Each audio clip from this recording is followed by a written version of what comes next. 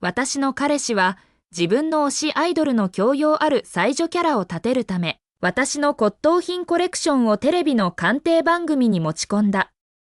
推しのセラフィーナ・リマーはそれを偽物と断言し、現場で私の古刀の花瓶を粉々に叩き壊した。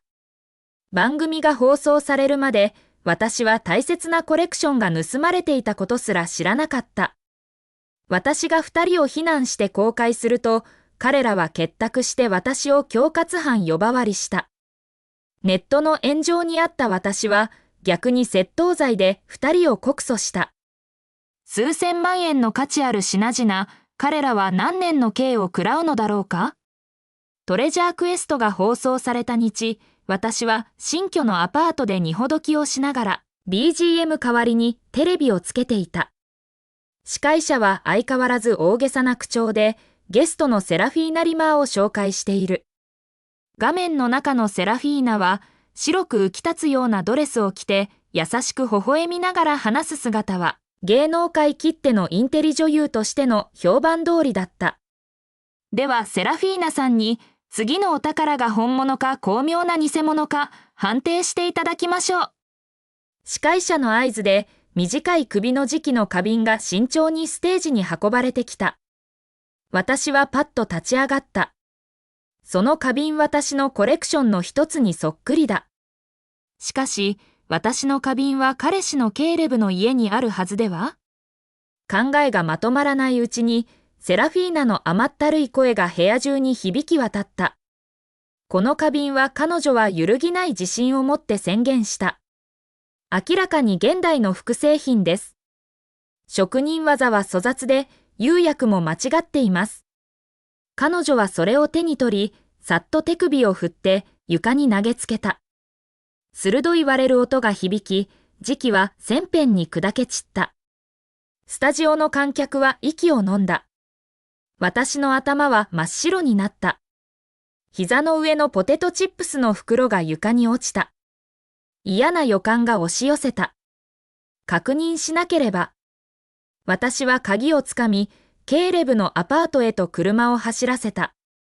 最近、私は自分で家を購入し、正式に引っ越す前に、ほとんどの荷物を彼の家に預けていた。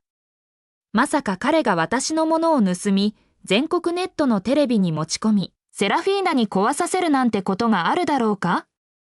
砕け散る花瓶の映像が頭の中でループし、胸の鼓動が速くなった。彼の借家に着くと、彼がくれた呼び鍵を取り出した。しかし鍵は回らない。鍵穴が詰まっている。彼は鍵を交換していた。あの嫌な奴が鍵を交換し、私に知らせすらしなかったのだ。震える息を深く吸い込み、彼に電話した。彼はうんざりしたような声で出た。なんだ？新しい家がほぼ片付いたの声を震わせないようにしながら言った。そろそろ荷物を取りに出そうと思って。ケーレブは嘲笑った。忙しいんだ。後で話そう。鍵はどうな？私が言い終わらないうちに彼は電話を切った。考えてみれば彼はここしばらくイライラしてよそよそしく、まずメッセージをくれることすらなかった。冷静を装い、私は鍵屋を呼んだ。状況を説明し、身分証の写真を送ると、鍵屋は数分でドアを開けた。私は中に飛び込み、リビング、寝室、物置をめちゃくちゃに探した。花瓶はどこにもない。怒りで体が震えた。私はスマホで全てを撮影した。そして、数百万ドルもする埋線磁器の花瓶だけではなく、ルネサンス時代の金メッキのブロンズ像と、珍しいデューラーの素描冬の森もなくなっていることに気づいた。一つ一つが莫大な価値がある。ケーレブに再度電話したが、彼は毎回電話を拒否した。ようやくメッセージが届いた。忙しいって言っただろ、英語がわからないのか？なんであれ後でだもう一度電話すると、番号をブロックされていた。わかったわ、ケーレブ。覚えてなさい歯を食いしばり、私は業者を呼び、残りの荷物を新居に運ばせた。それから連絡先をスクロールし、久しぶりに電話番号をダイヤルした。ビル、あなたの弁護士を貸してちょうだい。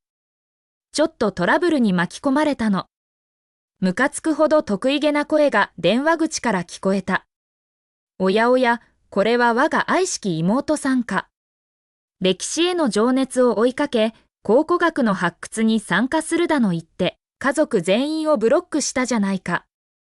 ペイトン上、再び属性にご降臨なさったのか？やっと兄貴がいることを思い出したか？彼のゲームに付き合う気はなかった。冗談はよせ、ビル。私の埋線の花瓶を壊されたの。弁償させたいの。ビルは舌打ちした。去年オークションで買ったやつか？お前の大事なおもちゃだったな。わかった。住所を送れ。弁護士を向かわせる。電話を切り、まだ冷静になれなかった。家族と疎遠になり、自分の夢を追いかけていた頃、ケーレブに出会った。彼は親切で優しく理解があると思っていた。まさか彼がこんなことをするとは想像もしていなかった。弁護士は30分後に到着し、被害額の確認を手伝ってくれた。私のコレクションのほとんどは、ここ数年のお小遣いでオークションで落としたものだ。1点1点、細かい記録が残っている。弁護士の粒子はメガネを押し上げた。ケイレブ氏は、あなたの同意なく約40億円相当の骨董品を持ち出し、さらに鍵を交換して、あなたの立ち入りを妨げました。窃盗罪でかなり有利な状況です。こんなことして、彼はどのくらい刑務所に入るの？私は聞いた。その異常な価値を考慮すると、法定刑は10年から終身刑です。私はうなずいた。それで十分だ。弁護士に手続きを進めるように伝えようとしたとき、電話が鳴った。出ると、厳しい男の声だった。ペイトンさんですか？警察署です。取り調べにご協力いただきたいのですが。私はきりした。取り調べ？何の取り調べだ？戸惑いながら弁護士と共に署に向かった。中に入ると、ケーレブが警官の前に座っているのが見えた。そして彼の隣には、スマホをいじりながら、ほのかな得意げな笑みを浮かべるセラフィーナ・リマーがいた。警官は単刀直入に切り出した。ペイトンさん、あなたが住居に不法侵入したという通報がありました。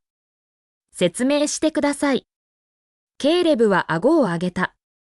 その通りだ。俺のアパートに侵入したのか？それ違法だぞ、知ってるか？違法？私は苦く怒りの笑い声を上げた。警官に向き直った。あのアパートの家賃は半分私が払っていました。私の荷物は全部そこにあります。彼は許可なく鍵を交換し、私の花瓶や他の骨董品を盗んだ。よくもまあ私を告訴できるものだ。粒子は家賃の振込明細と賃貸契約書の写しを取り出し、警官に手渡した。これらはペイトンさんが大家に支払った6ヶ月分の家賃の記録です。他の振込の記録もあります。法律的には彼は続けた。ペイトンさんはこの期間、共同借主であり、ケーレブ氏と同等の権利を有していました。彼が通告なく鍵を交換し、彼女の立ち入りを拒否する権利はありません。警官は書類に目を通し、眉を潜めてケーレブを見た。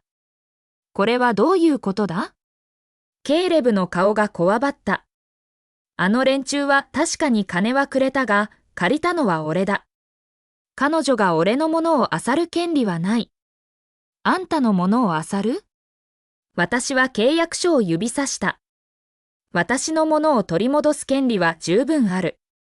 それに引き換え、あんたは私の埋線の花瓶を盗み、あの番組に持ち込み、セラフィーナに壊させた。否定する気か？セラフィーナはようやく顔を上げ、軽くあしらうような口調で言った。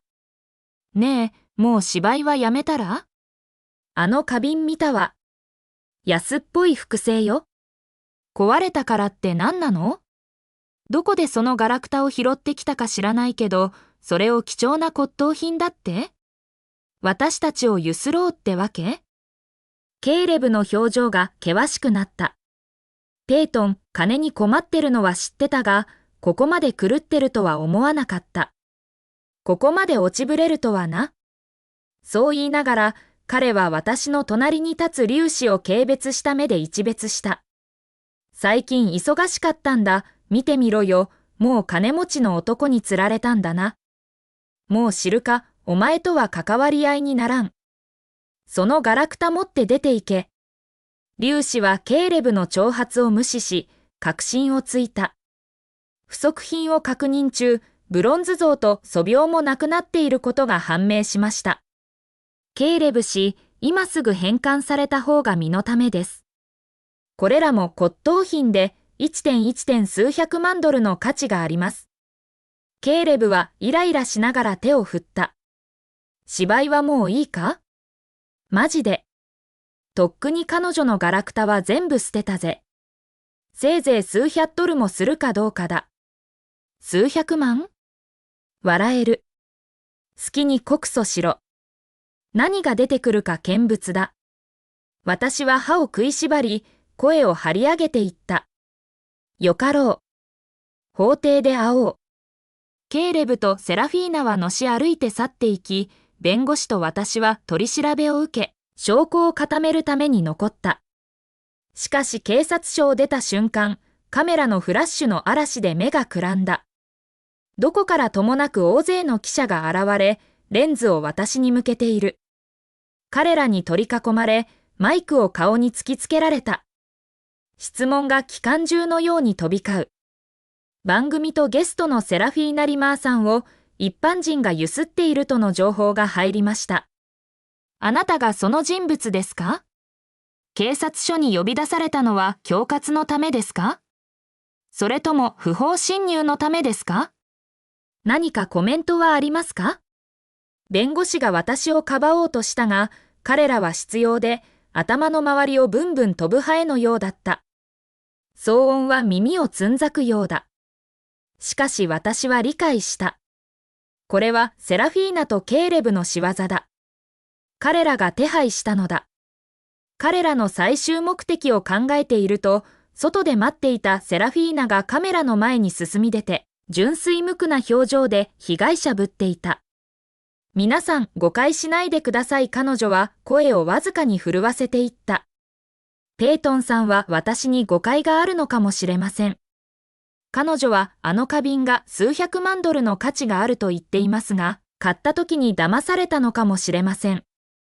結局のところ、私は子供の頃からこれらのものを勉強してきました。少しは詳しいのですから。彼女の言葉に記者たちの間に波紋が広がった。彼らの視線は私に移り、哀れな道化師を見るようだった。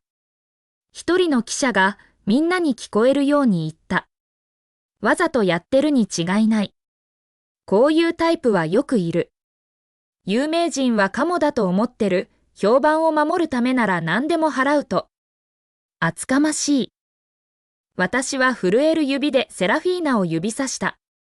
私のものが偽物なら、なぜ私の像と素描をまだ持ってるんだ？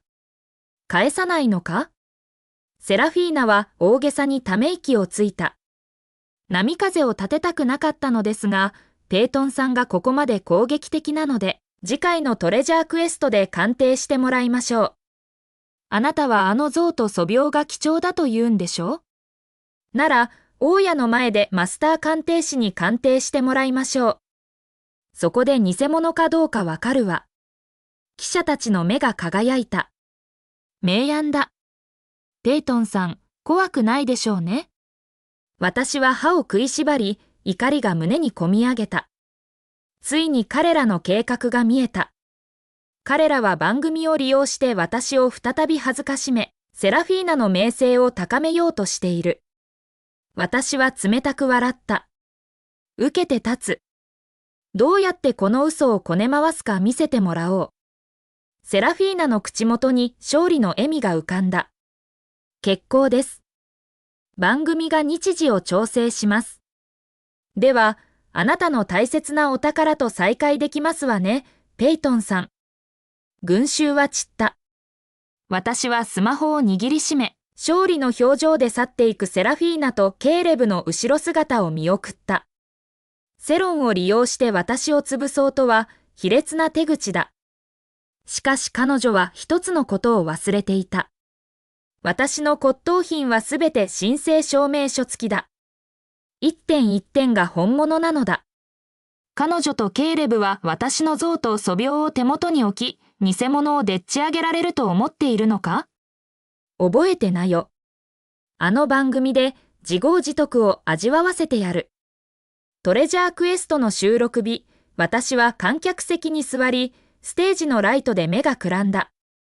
周囲の観客のささやきは歯のようだった。プロデューサーはわざと私を観客席に座らせていた。予定では鑑定後にだけインタビューでステージに呼ばれることになっている。カメラは何度も私を映し、司会者はニヤニヤ笑った。本日は観客席に非常に特別なゲスト、ペイトンさんがいらっしゃいます。リマーさんの前回の鑑定に意義があるとか？観客は交渉した。ずぶといやつもいるもんだ誰かが囁いた。偽物を本物だと言い張るなんて。セラフィーナの名声に嫉妬してるんだろう。アンチのファンが騒ぎを起こしてるんだ。私は拳を握りしめ、腹の底で怒りが渦巻いた。じっと耐え、ステージを見つめるしかなかった。彼らがどうやってこの芝居を打つか見てやろう。セラフィーナは見事なオートクチュールのガウンをまとい、いつもの魅力的な様子で、学者然としたキャラを楽に維持している。鑑定の基礎について表面的な講義をした後、彼女はテーブルの上の像と素描を指さし、軽蔑のこもった口調で言った。これらのお宝の提供者、ペイトンさんは、労働者階級の出身にもかかわらず、本物で数百万ドルの価値があると主張し、私に対して賠償請求で告訴するとまで脅しています。そこで本日は、考古学の分野で最も権威あるオルブライト教授をお招きし、専門家のご意見をいただくことになりました。セラフィーナは少し見下したような笑い声を上げた。今度こそ、ペイトンさんが結果を否定しませんようにね。ステージ脇の演出ブースから、ケーレブがヘッドセットに話しかける。司会者はすぐに悪意に満ちた視線を私に戻した。ペイトンさん、ステージに上がって一言いただけませんか？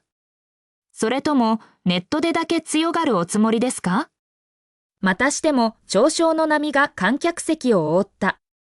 あの服装見ろよ。数百万ドルの骨董品が買える身分には見えん。金に困ってるに違いない。鑑定後もまた否定して、セラフィーナを誹謗中傷し続けるだろうな。顔は悪くないな。炎上商法でインフルエンサーになろうとしてるのか。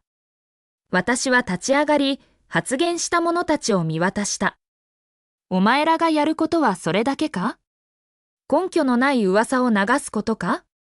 私のコレクションの一点一点は、世界的有名な専門家の証明書付きの本物だ。